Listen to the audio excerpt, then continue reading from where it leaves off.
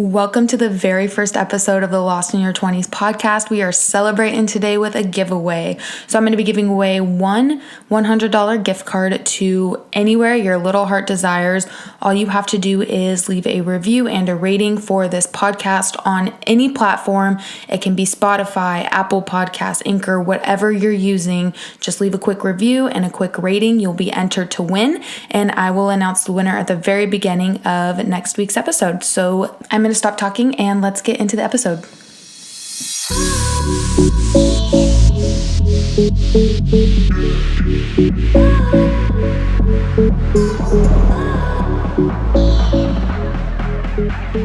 Hello and welcome to the Lost in Your 20s podcast. My name is Skylin. I'm your host for this podcast, and I am sitting in a hot room today. I had to turn my fan off to record because if I don't, it makes this like obnoxious windy noise in the microphone, and that would not be pleasant to listen to.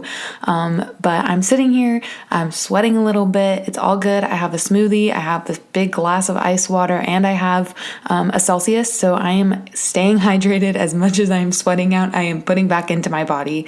And I'm really excited that it's summer and that it's starting to get hot. I am in Southern California, so I mean, it's always pretty warm around here, but it really is starting to feel like summer.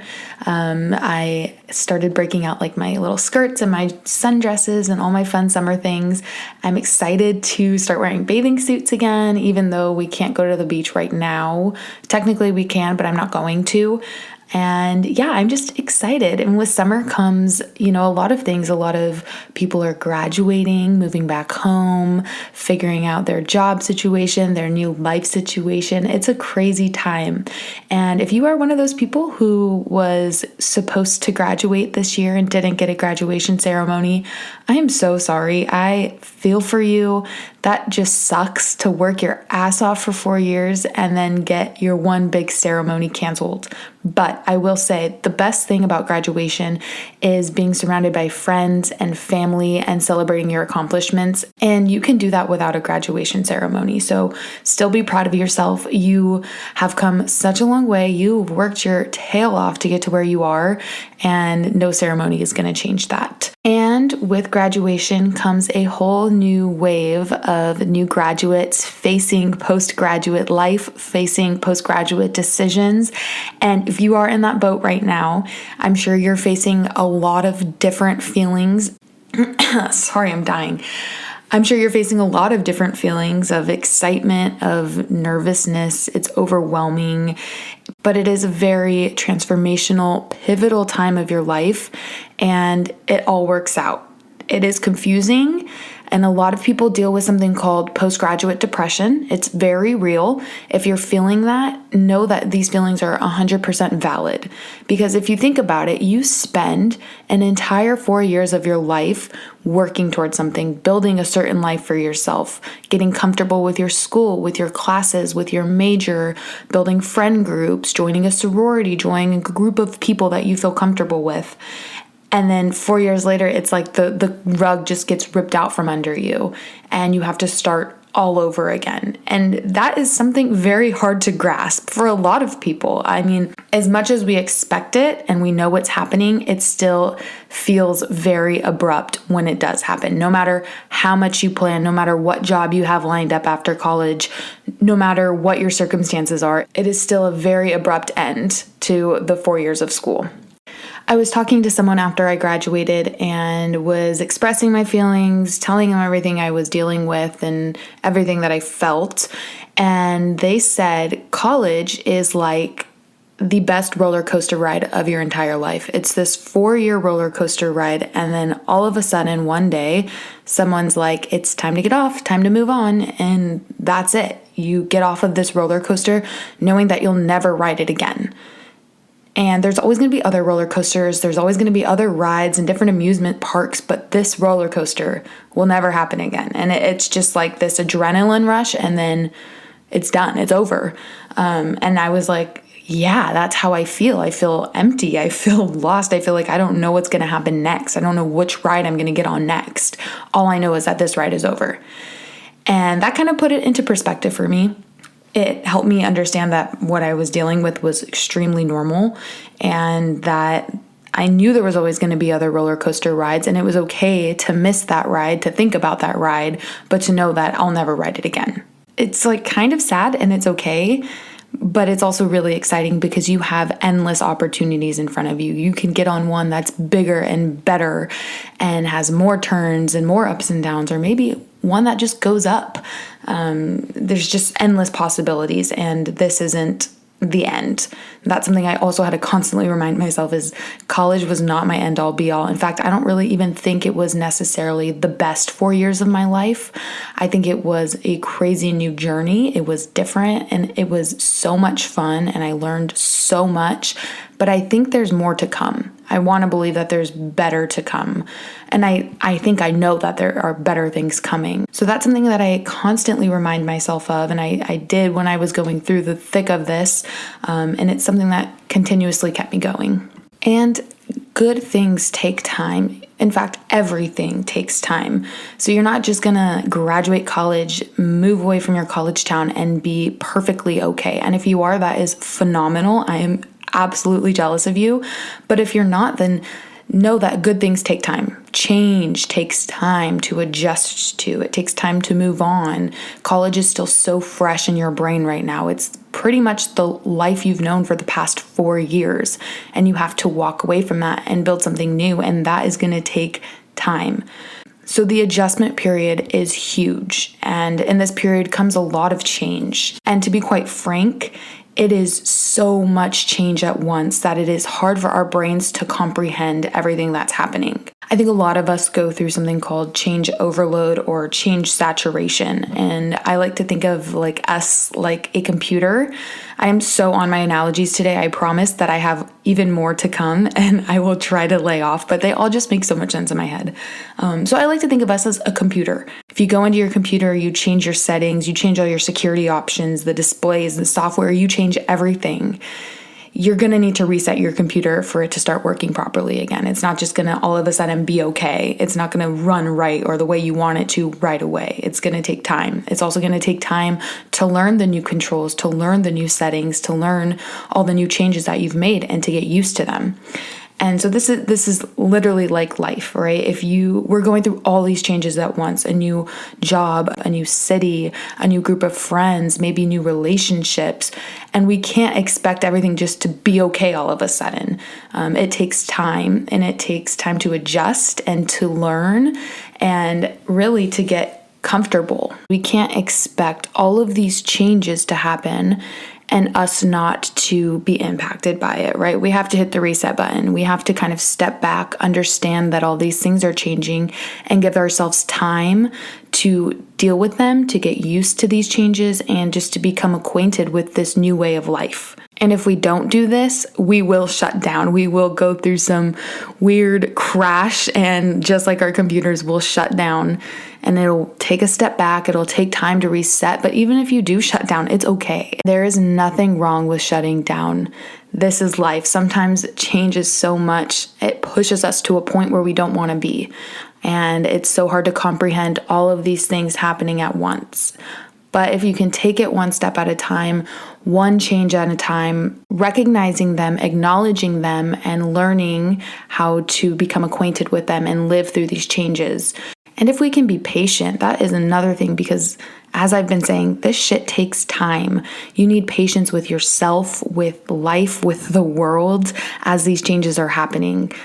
I was reading an article the other day about change, and I can't remember who it was by, so forgive me, but they said change does not happen by looking in your rearview mirror. And I was like, well, duh. And then I started thinking about it, and I was like, how many times have I been so resistive to change because I was looking behind me, because I was looking at the past and wanting what was behind me instead of reaching for what was right in front of me.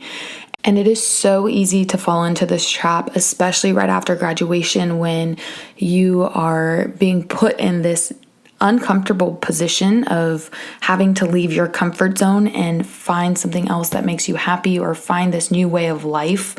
It's so easy to look in your rearview mirror and be like, man, I miss college. I miss having not many responsibilities. I wish when my biggest worry was this or that.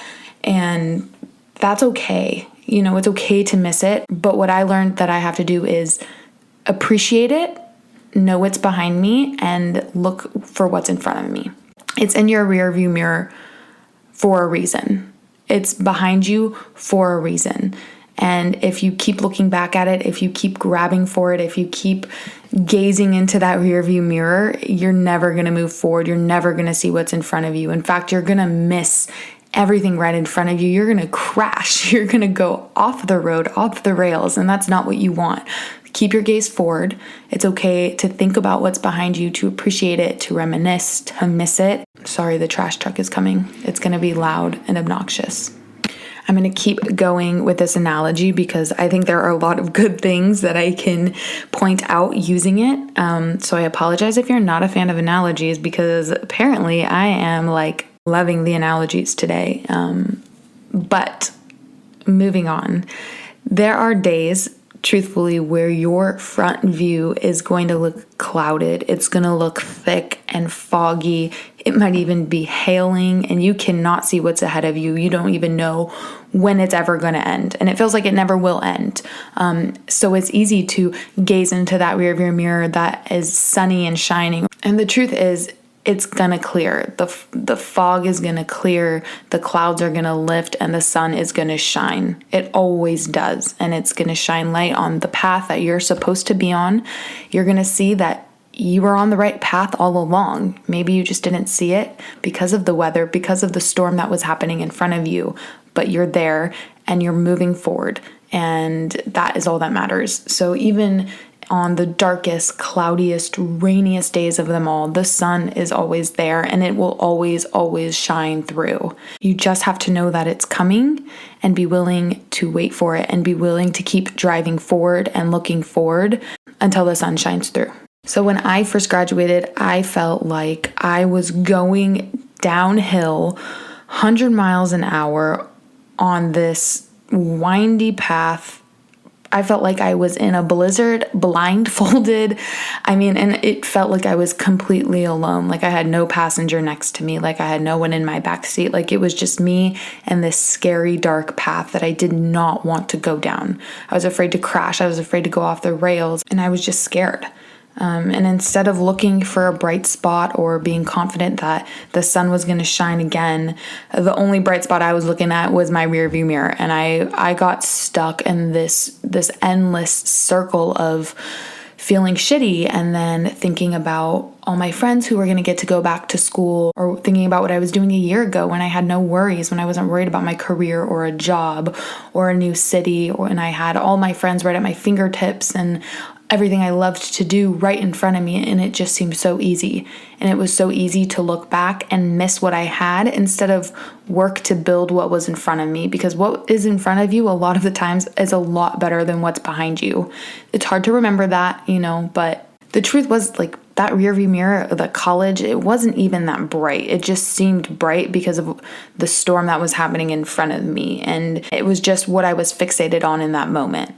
But I decided to change my perspective and change my view and look in front of me and weather the storm.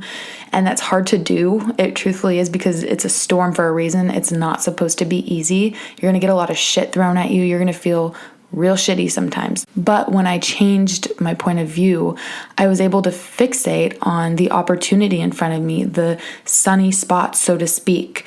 And if I hadn't done that, I would have missed those opportunities. I would have missed those sunny spots, and I would have still been fixated on what was behind me and ignoring the storm that was in front of me. But I was able to see that sun peeking through the clouds. I was able to drive toward that instead of the opposite direction. And there is an end. There is a day when the sun is going to shine again. And, maybe it's moments in your day where the sun shines or you see it peeking through, and that is just enough to get you through. Your sunny spot is there. Your sunny spot can be anything. It could be your friend group. It can be your family. It can be hey, we want to offer you a job phone call that you've been waiting for. It can be moving to your dream city. It could be falling in love with someone. It is so many different things. You just have to be open to it, and you have to acknowledge it and know that the sun is always there if you're looking for it. These overwhelming, scary feelings that you get post-graduation are extremely temporary. They don't feel like it, and I know it because I've lived through them, and it feels like they are never ending. I mean, I feel like I lived through it for probably like 9 months where I just felt like these feelings were never going to end. I felt like I was going through like some emotional trauma. Every day I was crying. Every day I was upset about something. Every day it just felt like things were getting piled onto me heavier and heavier and heavier. And I was just felt myself sinking further and further down. But these things do get lifted. The load starts to lighten. You understand what's happening. You become accustomed to your new life, to change. I am the absolute worst with change. I would live in my comfort zone forever if I could. I think there are two types of people when it comes to fear. There are people that run away from their fear, and there are people that run toward it. I run away from it, and it's taking a lot of mental brain training and just like talks with myself to run toward my fear, to not be afraid of it and to embrace it and to take it and to grow from it. And it might be something that I'm still always afraid of, but at least I know that it's not going to kill me. It's not the end of the world. It's not a fight or flight situation. It's just something to embrace and to see as an opportunity. I think when I started seeing the way I was feeling as an opportunity is when things started changing. I had to remind myself, hey, you feel these feelings for a reason. You don't feel overwhelmed, sad, scared, anxious for no reason. I mean, there are, of course, times when you do, but a lot of times it's your inner self trying to tell you something. It's your brain saying, hey, something here is not right. Let's fix it. And when I accepted that and understood that and began looking to fix these feelings or to change the way I was feeling and put in this conscious effort to make sure that I don't feel like that, it really started changing for me. I realized, hey, I don't love where I'm living. I don't love living in my hometown. I want to get out. I want to move. I don't love this job I'm at. I want to start looking for other jobs. I don't love my friend group right now, or whatever it might be. And you have all the power in the world to change these things. And when you realize that, when you're able to realize that you are 100% in control of your life and where you go and the things you do, is when I think you become so powerful and when real change starts to happen. Of course, it's never that easy, ever. And it's really a day-by-day journey. And you can't get caught up in, hey, where am I going to be 3 months from now? Or how am I going to get from point A to point B in a week or in a year or however long you want it to be, right? You have to look in front of you. You have to see where you want to go, come up with these reasonable steps and actionable steps to help you get there. And tackle it day by day instead of all at once, because it's a lot more digestible that way. And it's a lot easier to get through that way, I think. And during this time, there is so much pressure. The pressure to find a job, the pressure to make something of yourself, the pressure to do something with your college education, with your new degree. So much pressure to live a certain way, especially all around you. You have friends who seem like they're doing incredible things, friends who have had a job lined up for the past 6 months, who are moving to a big city, who are doing crazy, incredible things. That doesn't take away from what you're doing or from your own personal journey and story. It doesn't. And I think a lot of times you can get caught up in comparison and thinking, oh my God, she's moving to New York and working at this incredible company and doing these crazy things, and I'm in my hometown and I still can't even find a job. That doesn't mean anything. Someone else's story and someone else's life is not yours. And not everyone's stories are going to look the same. There's like that Facebook post, I think, or I don't know, it's some kind of post, and I see it everywhere. And it's like everyone's journey looks different. This person graduated, was a millionaire by 25, but was broke by 35. And this person didn't start until 35, and now they're a millionaire and opened this crazy business. Everyone's journey looks different. That was probably the worst way to explain it. But if you know what I'm talking about, it's along those lines. And it's super true.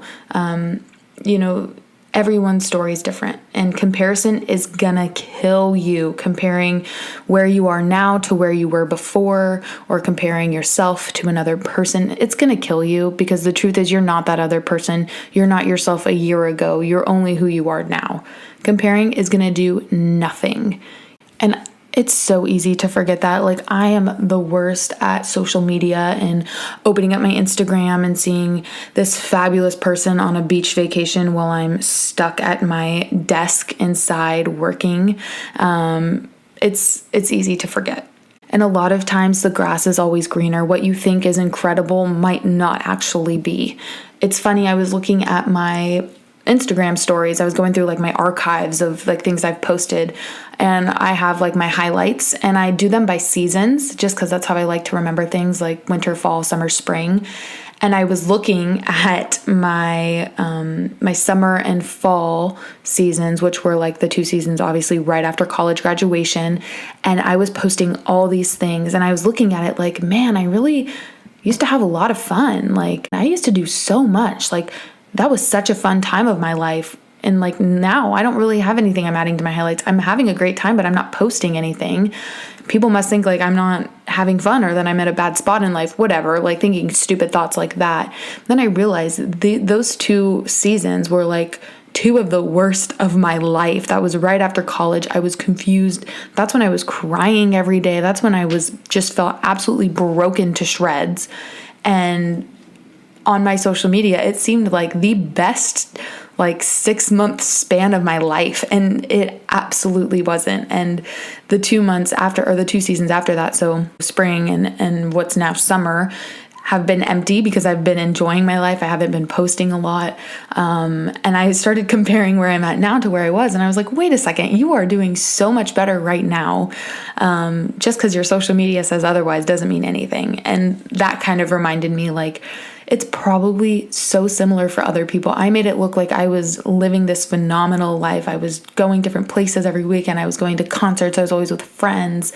And truth was, I was miserable. So you never truthfully know how many other people are experiencing that you see on social media that you think are living these fabulous lives. Because someone's highlight reel on their Instagram usually does not reflect their lives fully. And there's a lot more to the story than you might ever see. So just something to remember, something I always have to remind myself.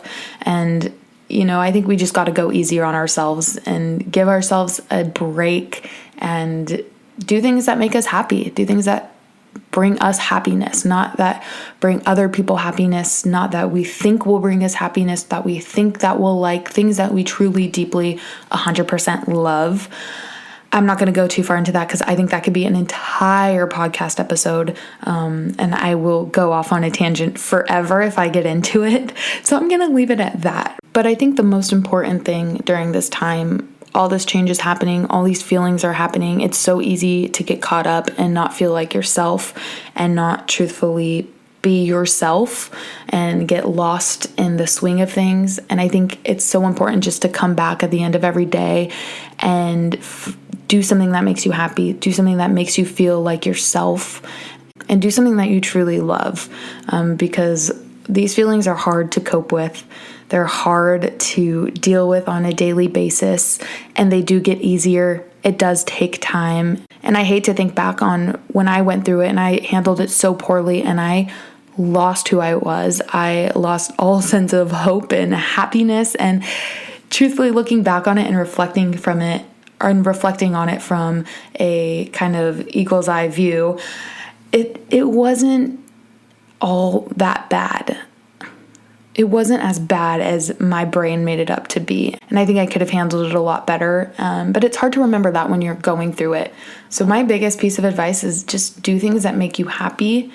Don't stop putting yourself first, especially now. These are our selfish years. This is, the decade where we're supposed to be selfish. We're supposed to do things for ourselves that we know make us happy, because that's how we're going to truthfully find our way back to who we are. And right now, it might seem so hard to put yourself first, but I think this is the easiest time of our lives to focus on ourselves and put ourselves first. So breathe, take time for yourself, know that it gets better. It really, really does. The sun will always shine. Even on the cloudiest, rainiest days, it is always there. All right, I think that I'm going to end it here. I've talked about a lot of different things, so I'm hoping that it all kind of meshes together well. I had a lot of thoughts going through my head, and I was trying to slow down and make sure that everything I was saying pertained to what I wanted to get across. So I hope you guys enjoyed it. Thank you for listening, and I'll see you next week. Bye.